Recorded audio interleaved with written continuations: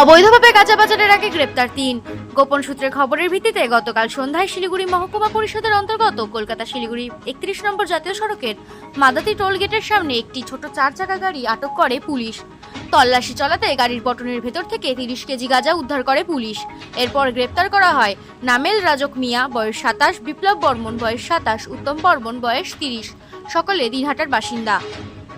তবে এই গাঁজা কোথা থেকে পাচার করা হচ্ছিল পুরো ঘটনা তদন্ত শুরু করেছে ফাঁসিদেওয়া থানার পুলিশ। ধৃতদের আজ শিলিগুড়ি মহকুমা আদালতে তোলা হবে।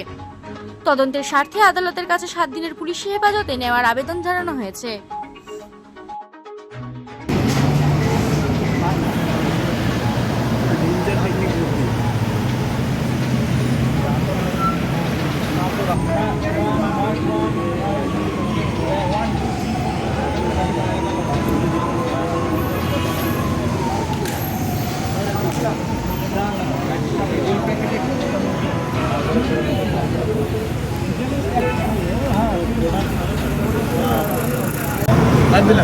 কেন বাদ না না হয়নি ভালো হইলো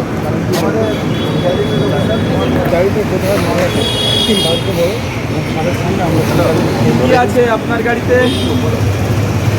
কি এদিকে জোরে বলুন, আপনি বের করে দিবেন না আমরা কেন তুমি বের করে দিবা না? তুমি তো বললা কাজে আছে। আচ্ছা ঠিক আছে, তোমরা রিপোর্ট জোরে বলো, সার্চ করতে চাও না তো? বলো আমরা সার্চ করতে চাই না, সেটা বলো। পাঠটা দেখাতে পারবি না, পরে কিন্তু ব্যাংকে পাঠাতে পারবে না। না নিয়ম হয়ে গেছে তো।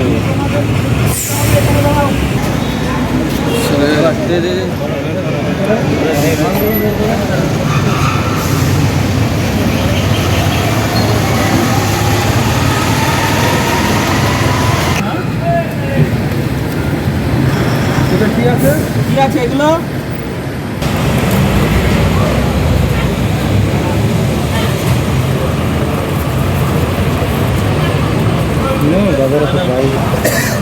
কতটা আছে